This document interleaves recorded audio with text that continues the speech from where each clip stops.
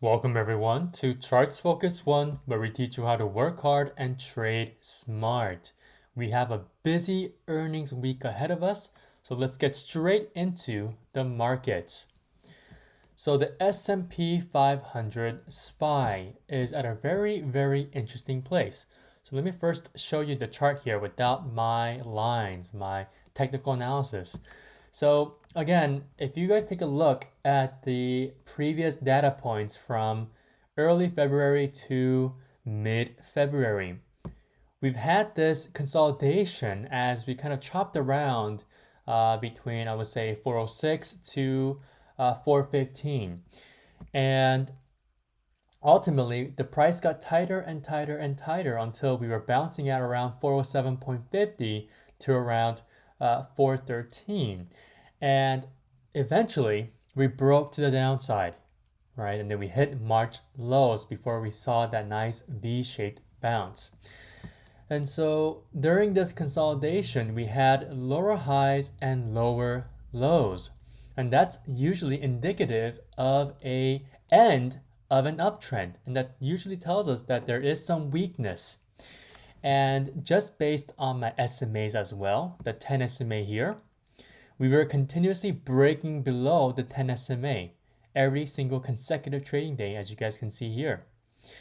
And then ultimately, we broke below the 10 SMA by closing below it, retested the 21 SMA, and then we just lost both of them altogether. And that created this nice reversal to the downside.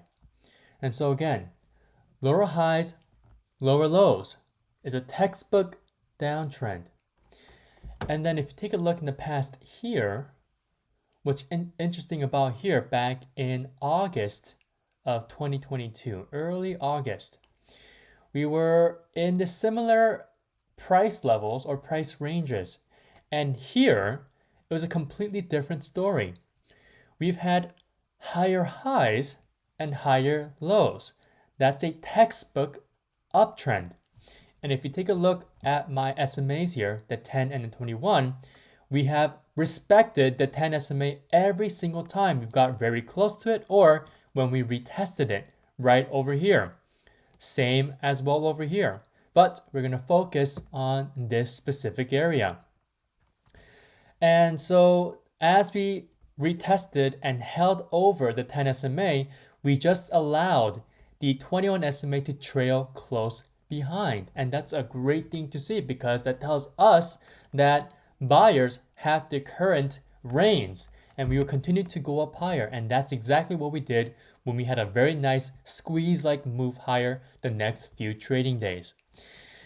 Now, what's interesting about these two data points here is that first of all, we're kind of following exactly what happened here back in early August of 2022 to the current market action where we make this higher high and higher lows trend. And we're still following that specific trend. And again, what is that trend?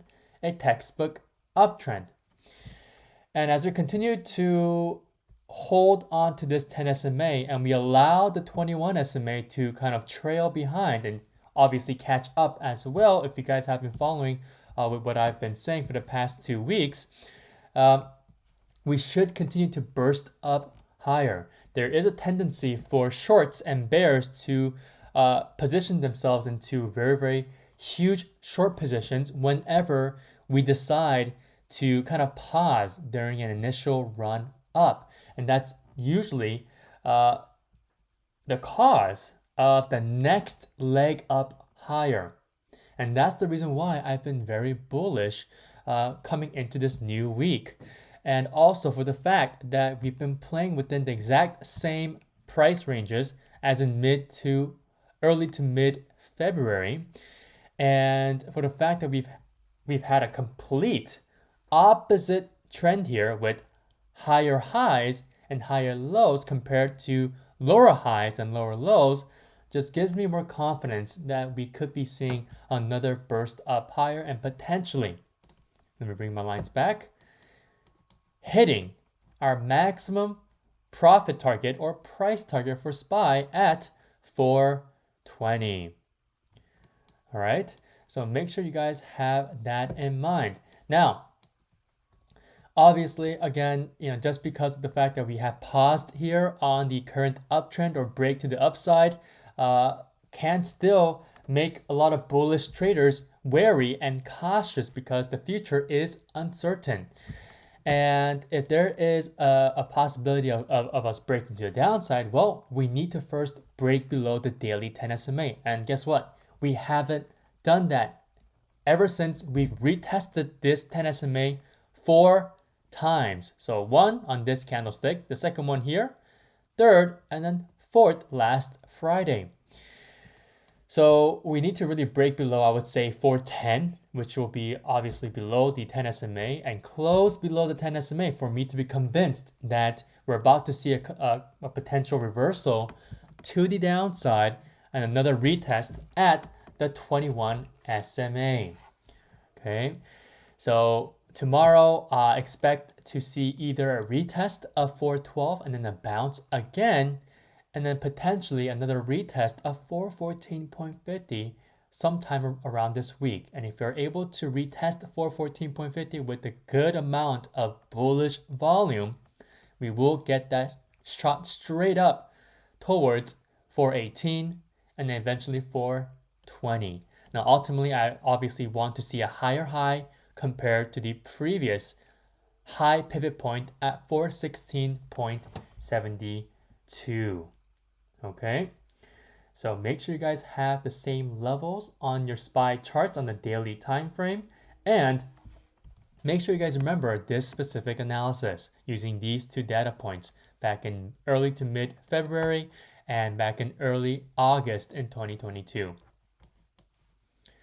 All right, so our first name here is PLTR. So PLTR is our first name because, well, we are already in this one, and hopefully you guys are in as well. But if you guys aren't, you guys still have a great opportunity. So the number one reason why I'm looking at this name is that on the weekly time frame, we have a very, very nice macro base. And what is this macro base? Well, we're looking at a nice inverted or inverse head and shoulders chart pattern. We have a left shoulder here, the head here, and then the right shoulder. And our neckline, our maximum resistance for this entire chart pattern currently sits at $8.80. And so based on that significant neckline or resistance level, if we're able to go over 8.80, so that's the reason why I gave you guys a long entry point over $8.85, we should be able to at least retest $9 by tomorrow and possibly even go up higher. Why do I say this? Because on Friday, when we pushed up higher while the market was pushing lower, we had an increase in bullish volume. Even the average volume shot up slightly on Friday. So this tells me that bulls are ready to continue to make this go up higher, creating higher highs and higher lows. And for the next couple of names, guys, we will be seeing an overarching theme of the same chart patterns. So for PLTR, again, we will most likely reach $9. You guys can take off half or a third, but ultimately I am going to wait until we can hit $9.20. All right, so right over here. And then ultimately, longer term, I want us to reach that double-digit share price at least at $10. But ideally, I want to see a retest of the previous biggest and highest pivot points at $10.31. Okay. All right, our second name here is Li. So this is a Chinese EV name, and I really like this name. And the number one reason is that compared to the other Chinese EV names, this one has been holding very, very well. So after a nice bounce from all-time lows at $12.52, I think so. Yes. So the all-time low is at $12.52. We bounced really hard and we created this nice higher highs and higher lows uptrend. But after we've retested the daily 200 SMA, we started to consolidate. And as we were consolidating, we created the inverse or inverted head and shoulders chart pattern. Again, we saw that on PLTR, and this is going to be an overarching theme for most of the names that we're looking at this week. So LI has a neckline at $25.50-ish. Okay, and that's the reason why I gave you guys this entry point to have a long entry over $25.50. Now, you guys can get an earlier entry, maybe around the break of 25, because that will mean the price will finally be over this daily 200 SMA, which has been a huge caveat to any type of a bullish attempt to run to the upside. How do we know this? Well, if you take a look at here, if you take a look right over here, and if you take a look right over here as well. All right, there's been multiple instances when we've retested the daily 200 SMA and we immediately rejected. So if we're able to break over the daily 200 SMA, that means there has been a complete trend change to the long side, since the daily 200 SMA is a SMA or simple moving average that kind of looks into the longer term perspective. Now, I love the fact that on Friday, we have held over the 10, the 21, and even the 50, which is my dark blue line here. And so that creates a little bit more of a bullish stance here for this name. And if we're able to break over the daily 200 SMA and ultimately over that 25 whole number level, we should be able to get towards that 25.50 neckline and ultimately break over this major level of resistance. Now, potential targets is most likely going to be around 26.50 and then ultimately to 27.50 as seen over here, which was the previous highest pivot point, right? $27.48. Okay, so make sure you guys have the levels here. All right. Our third name here is Disney. So we have to look at this name again, right? So last week, I gave you guys a potential warning that the 50 SMA could be crossing below my 200 SMA on the daily time frame. And that can create what we call a death cross. And a death cross is looked upon as a very bearish long-term indication for the trend, the price trend. So here's the reason why I bring this one up again. Well, number one, last week's price action really did give us an injection of volatility because for a couple of weeks here, Disney has been consolidating very, very tightly between $99 and 100.50. So I love the fact that we had an injection in volume and injection in volatility.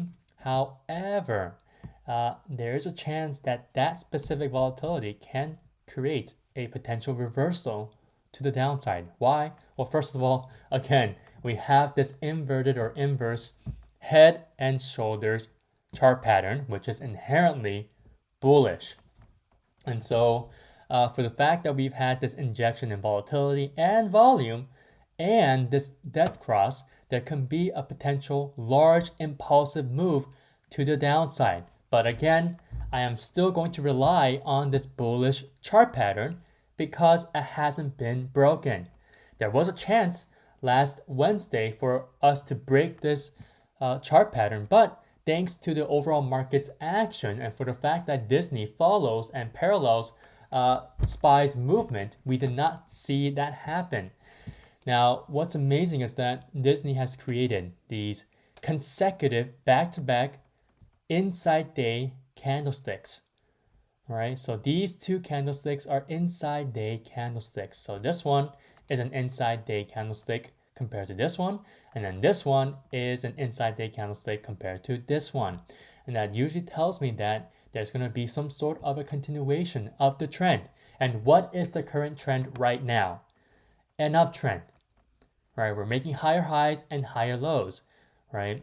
So an inside day candlestick usually means that we're just consolidating for a little bit before we continue to move up, right? And it's the same thing when we're seeing a inside day candlestick forming during a textbook downtrend. So in this case, we're looking at an uptrend plus the added effect of a bullish inherent chart pattern. All right.